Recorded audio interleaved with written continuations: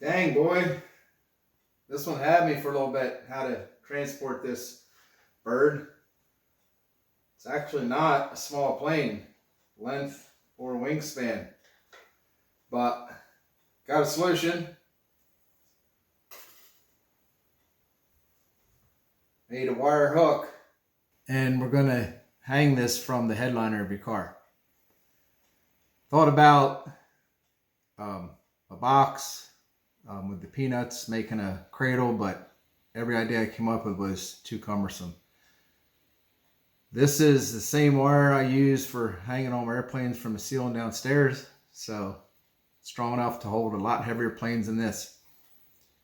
This might end up even being a long-term solution for you as far as transporting your plane. So to hang the plane in your car or minivan, position the plane where you want to hang it, where it's not hitting anything. Take your hook, the pointy part of the hook, with the hook facing 90 degrees to yourself. And I'll show you why in a minute. Push it through so you go through about 3/4 of an inch of headliner. Push it all the way through so it's hanging like that. Then this part of the hook is facing away from you, the bottom part where it's going to go engage with the prop.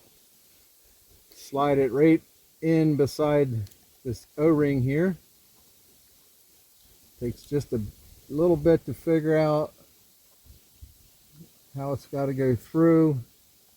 Slides through real easy in your hand, but with it engaged on the ceiling, it takes a little bit to put it in there like so. And there's your plane hanging free, not touching anything from the headliner. I'm not worried about this as far as when it's riding along. The weight of this plane pulling through the headliner, there's just no way, it's too light. There's your plane hanging in my truck. And what I've done is, when I positioned it, the wing, so it can't spin, it's tucked right in here by this headrest. And you can see, I'm sure my truck is as tall in here as any vehicle. Tucked up tight. I got that wire made as short as I can make it and still get everything hanging, get it on the hook. I have the rudder turned. I think I can possibly go straight with the rudder. Yeah, barely. So I got that much room under there. And I got the elevator just tilted just so it's not bumping against this buckle here, but whatever. It's going to depend where you hang it. So I'm going to give you a measurement from up here down to here. But yeah, that would ride nice all day long to Minneapolis, hey?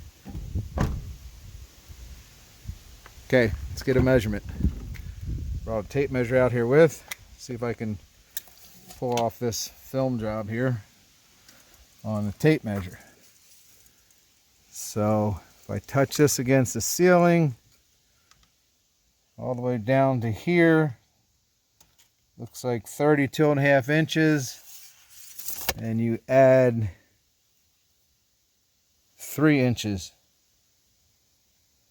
so 35 inches minimum. Let's just say if we turn the rudder like this, yeah, I would say minimum 34 inches. I got 35.5 inches, and I can hang it straight right here. Okay, so I have the plane down. Remove the hook. Pretty much nothing. Doesn't hurt a thing. And like I said, the way I designed this bend here, you can get it in the headliner, push it, keep the hook up in the air, the bend that's on the tip, push it up in there. It's kind of like doing sutures.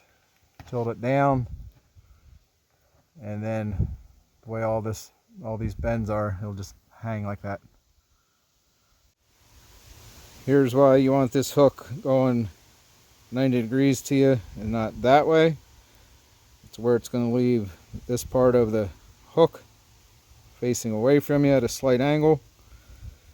And so with the top of the plane facing you, going under the O-ring on the left side, this slips through the O-ring like so, and I have that bend, that final bend under there where it catches gauges on the pitch of the prop.